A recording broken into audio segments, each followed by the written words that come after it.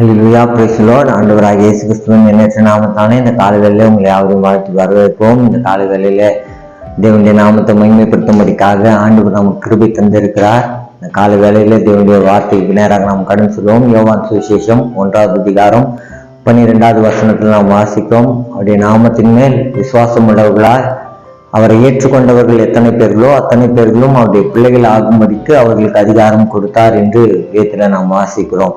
அவருடைய நாமத்தின் மேல யாரெல்லாம் விசுவாசம் வைக்கிறார்களோ அத்தனை பேர்களும் அப்படின்னு சொல்லி வேதத்துல நாம் வாசிக்கிறோம். யாரெல்லாம் இயேசுன்ற நாமத்து மேல நம்பிக்கை உள்ளவர்களாக இயேசுன்ற நாமத்தை சொந்த ரட்சகராக ஏற்றுக்கொண்டு இயேசுவின் நாமத்தை யாரெல்லாம் அறிக்கை செய்கிறார்களோ, யாரெல்லாம் ஏற்றுக்கொள்கிறார்களோ, யாரெல்லாம் விசுவாசிக்கிறார்களோ அத்தனை பேர்களும் அவருடைய பிள்ளைகள் ஆகும்படிக்கு அவர்களுக்கு அதிகாரம் கொடுத்தார் என்று வேதத்தில் நாம் வாசிக்கிறோம். இப்போ ஆண்டவர் ஒவ்வொருத்தருக்கும் பிள்ளைகள் ஆகிறதுக்கான அதிகாரத்தை தேவன் கொடுத்திருக்கிறார். எப்போ அப்படின்னா, அவர் மேல விசுவாசம் உள்ளவர்களாக அவரை ஏற்றுக்கொண்டவர்களை அவருடைய பிள்ளைகள் ஆகும்படிக்காக அதிகாரத்தை தேவன் கொடுத்திருக்கார். இன்னைக்கு நீங்களும் நானும் ஆண்டவருடைய பிள்ளைகளா இருக்கோம். ஏன்னா நம்ம அவரை விசுவாசிக்கிறோம், அவரை ஏற்றுக்கொண்டு இருக்கிறோம். ஒருவேளை இந்த வீடியோ பார்த்துட்டு நிறைய பேர் இயேசு கிறிஸ்துவை ஏற்றுக்கொள்ளாதவர்கள் இருக்கலாம். இயேசு கிறிஸ்துவை சொந்த ரட்சகராக ஏற்றுக்கொள்ளாம அவரை விசுவாசிக்காமல் இருக்கலாம். ஏன் அவரை விசுவாசிக்க வேண்டும், ஏன் அவரை ஏற்றுக்கொள்ள வேண்டும் அப்படின்ற ஒரு கேள்விக்குறி எல்லாருக்கும் இப்ப உலகத்துல நிறைய தெய்வங்கள் இருக்கிறாங்க.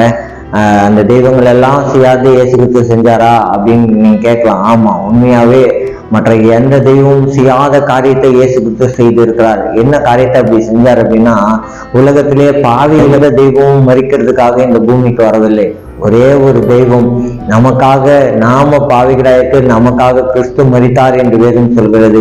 இயேசு கிறிஸ்து நம்முடைய பாவத்தையும் நம்முடைய அக்கிரமத்தையும் நம்முடைய மீறல்களையும் மன்னிக்கும்படிக்காக நம்மை அவரோடு கூட சேர்த்து கொள்ளும்படிக்காக தான் தேவன் நமக்காக சிலுவையில மரித்திருக்கிறார். உலகத்துல வேற யாரும் செய்ய முடியாத ஒரு காரியத்தை இயேசு கிறிஸ்து செய்து இருக்கிறார். அப்போ நமக்காக இந்த பூமிக்கு வந்து சிலுவையில மரணத்தின் மூலமாக நம்மை அவரோடு கூட இணைத்திருக்கார். அதனால்தான் அந்த வசனத்துல நாம் வாசிக்கிறோம், ஆண்டவரை யாரெல்லாம் விசுவாசித்து அவரை ஏற்றுக்கொள்கிறார்களோ, அவருடைய நாமத்தை இயேசுன்ற நாமத்தை ஏற்றுக்கொள்கிறார்களோ அவர்களை அவருடைய பிள்ளைகள் ஆகும்படிக்கு அதிகாரத்தை கொடுத்தார். இந்த அதிகாரத்தை எந்த மனுஷனாலும் பிடுங்கி கொள்ள முடியவே முடியாது. ஏன்னா அவர் அந்த அதிகாரத்தை கொடுத்திருக்கிறார். அப்போ பிள்ளைகள்ன்ற அதிகாரத்தை கர்த்தர் நமக்கு கொடுத்திருக்கிறார். அப்போ பிள்ளைகளுக்கான ஆசீர்வாதங்களை குறித்து வேதாகமத்துல நிறைய காரியங்கள் சொல்லப்பட்டிருக்கிறது. ஒரு முறை ஒரு கானானி ஸ்திரீ அவரை ரொம்ப வருந்தி கேட்டுக்கொண்டாங்க.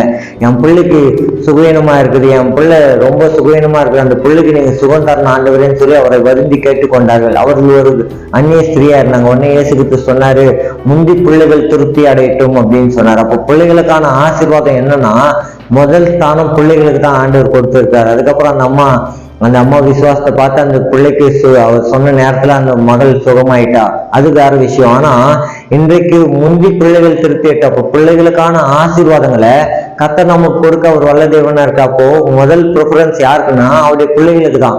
முதல் ஆசீர்வாதம் யாருக்குன்னா அவருடைய பிள்ளைகள் தான். அப்போ நாம அவருடைய பிள்ளைகளா இருக்கும்போது, அவரை ஏற்றுக்கொண்டு அவரை விசுவாசிக்கும் போது கர்த்தர் நம்முடைய வாழ்க்கையில அற்புதங்களை செய்ய அவர் வல்ல தேவனா இருக்கா. அப்போ பிள்ளைகளுக்கான ஆசீர்வாதங்களை குறித்து வேதத்துல இன்னும் நாம வாசித்தோம்னா, 128வது சங்கீதம் 3வது வசனத்தில் நாம் வாசிக்கிறோம், பிள்ளைகளும் பந்தியை சுற்றிலும் ஒலிவ மர கன்றுகளை போல இருப்பார்கள் அப்படின்னு சொல்லுவோம். ஆண்டவர் தம்முடைய பிள்ளைகளை ஒலிவ மர கன்றுகளை போல கர்த்தர் ஆசீர்வதிப்பாராம். நம்ம அவருடைய பிள்ளைகளுக்கான ஆசீர்வாதம் என்னன்னா, ஒலிவ மர கன்றுகளை போல இருப்பாங்க அப்படின்னு சொல்லுவோம். பந்தியை சுற்றில ஒலிவ மர கன்றுகளை போல இருப்பாங்க அப்படின்னா என்ன அர்த்தம்னா, ஒலிவ மரங்கள் ரொம்ப நீண்ட நாட்களுக்கு வாழக்கூடியது. இன்றைக்கு வரைக்கும் இயேசு கிறிஸ்து அன்றைக்கு வாழ்ந்த நாட்கள் அவர் ஜெபம் பண்ண இடங்கள் இந்த ஒலிவ மரங்கள் இன்றைக்கும் இருக்கிறதாக சொல்லப்பட்டிருக்கிறது. இன்றைக்கும் இருந்து கொண்டு இருக்கிறது.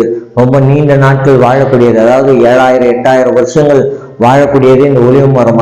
அவ்வளவு நீண்ட நாட்கள் வாழ்றதுக்கான காரணம் என்ன அப்படின்னா, அந்த ஒலிவ மர கன்றுகள், அதாவது இப்ப பாத்தீங்கன்னா ஒரு மரத்தை பார்த்தோம்னு சொன்னீங்கன்னா, சாதாரணமா ஒரு மரத்தை பார்த்தீங்கன்னா அதுல பாத்தீங்கன்னா அங்கங்க முடிச்சு மாதிரி இருக்கும். அதுல இருந்து ஒரு கிளை தானே தோண்டி அந்த இடத்துல இருந்து ஒரு பெரிய கிளையா அது வரும். அதே போலதான் இந்த ஒலிவ மரம் கூட என்ன பண்ணுமா, அது அங்கங்க தன்னுடைய கிளைகளை விட்டுட்டு ரொம்ப அதிகமா அந்த கிளைகள்லாம் வளர்ந்து பெருகி அது ரொம்ப அழகா இருக்கும். அது ஏற்கனவே இருக்கிற அந்த மரம் தன்னை மறைத்து கொண்டு அந்த கிளைகளுக்கு சத்தம் உண்டாக்கி அந்த கிளைகளுக்கு அதனுடைய ஆகாரத்தெல்லாம் கொடுத்து அந்த சத்தான காரியங்கள்லாம் நீர் முதற்கொண்டு அதுக்கு சத்தான காரியங்கள்லாம் நிலத்துல இருந்து எடுத்து அது கொடுத்துட்டே இருக்கும். அப்போ அந்த பழைய மரம் அப்படிதான் இருக்கும். ஆனா அந்த கிளைகள்லாம் ரொம்ப பச்சை பசேல்னு அழகா இருக்குமா. அதுதான் அந்த வசனம் சொல்லுது, உன் பிள்ளைகள் உன் பந்தியை சுற்றிலும் ஒளிவு மரக்கன்றுகளை போல இருப்பாங்க. அப்போ பெற்றோராகிய நாம நம்முடைய பிள்ளைகளுக்கான ஆசீர்வாதங்கள் என்ன அப்படின்னா, உங்க பிள்ளைங்க உங்க பந்தியை சுற்றிலும் ஒளிவு மரக்கன்றுகளை போயிருப்பாங்க, அவங்க நீடித்த நாட்களா இருப்பாங்க, அவருடைய வாழ்க்கை ஆசீர்வதிக்கப்பட்டோம், அவங்க கைட்டு செய்கிற வேலையில கர்த்தர் அவங்களோடு கூட இருப்பாரு.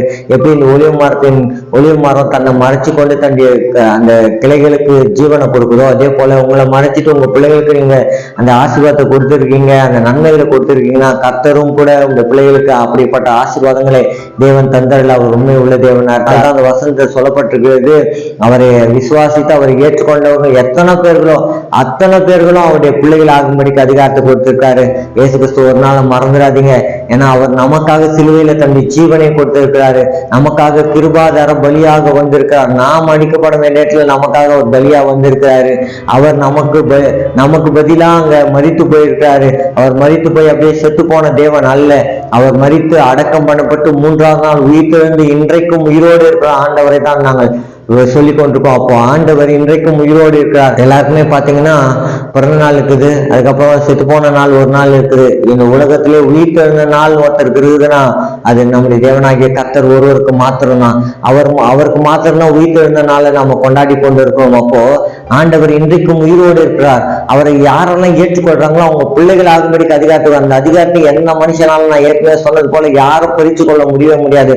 அந்த அதிகாரத்தை கொடுத்தவர் கர்த்தர். ஆகவே அந்த அதிகாரத்தை நீங்க பயன்படுத்துங்க. பிள்ளைகள்ன்ற உரிமையை ஆண்டவர் நமக்கு கொடுத்திருக்கிறாரு. அந்த உரிமையை அன்னைக்கு இழந்து போயிடாதீங்க. பிள்ளைகளுக்கான ஆசீர்வாதத்தை கர்த்தர் கொடுத்து நம்மை நடத்த அவர் வல்ல தேவனா இருக்கார். கல்வி தேவ சமூகத்தில் தேவனை நோக்கி நாம் பார்க்கலாமே. நல்ல தகப்பனே, ஆசீர்வதிக்கப்பட்ட இந்த காலை நேரத்துக்காக உங்களுக்கு நன்றி. பிள்ளைகளுக்கான ஆசீர்வாதத்தை எங்களுக்கு கொடுத்திருக்கீங்க, அதுக்காக நன்றி. எங்களுக்கு அதிகாரம் உள்ள மக்களா எங்களை மாற்றி இருக்கீங்க.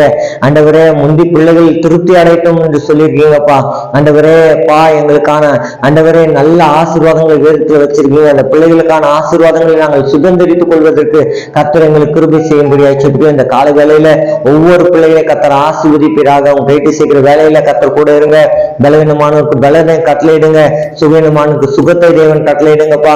இந்த நாமத்தை ஒவ்வொருவரும் உயர்த்தி மகிமைப்பட்ட கர்த்தர் கிருபை செய்ய போற தயவுக்காக நன்றி. இந்த காலை வேளையில ஆண்டவரே, யாரெல்லாம் ஸ்கூலுக்கு போறாங்களோ பிள்ளைங்க, அவங்க எல்லாம் பத்திரமா பாதுகாத்துக் கொள்ளுங்க. உடைய கரமுடைய பிள்ளைகளை தாங்கி நடத்தி கொள்வதாக. பிறந்தநாள் திருமணநாள் காண்கிற பிள்ளைகளை கூட கர்த்தர் ஆசீர்வதித்து நீ வழிநடத்தும்படியாய் ஜெபிக்கிறோம். உடைய வளமுள்ள கரம் மகிமையான வகைகளை செய்த ராஜா, நீர் அற்புதங்களின் தேவன் ஒவ்வொரு பிள்ளைகளையும் ஆசீர்வதித்து வழிநடத்துவீராக. எல்லா மகிமையும் கனத்தையும் துதியும் ஸ்தோத்திரங்களையும் ஏறெடுக்கிறோம். இயேசு கிறிஸ்துவின் வளமுள்ள நாமத்தில் ஜெபிக்கிறோம் எங்கள் சிவன நல்ல பிதாவே, ஆமேன். கர்த்தர் உங்களை ஆசீர்வதிப்பாராக. இந்த பிள்ளைங்கன்ற உரிமையை ஒரு நாள் இழந்து போயிடாதீங்க. கர்த்தர் உங்களோடு கூட நடத்த ஒரு வல்ல தேவனா இருக்கிறார். உங்களுக்காக நாங்கள் தொடர்ந்து ஜெபிக்கிறோம். கர்த்தர் உங்களை ஆசீர்வதிப்பாராக. God bless you.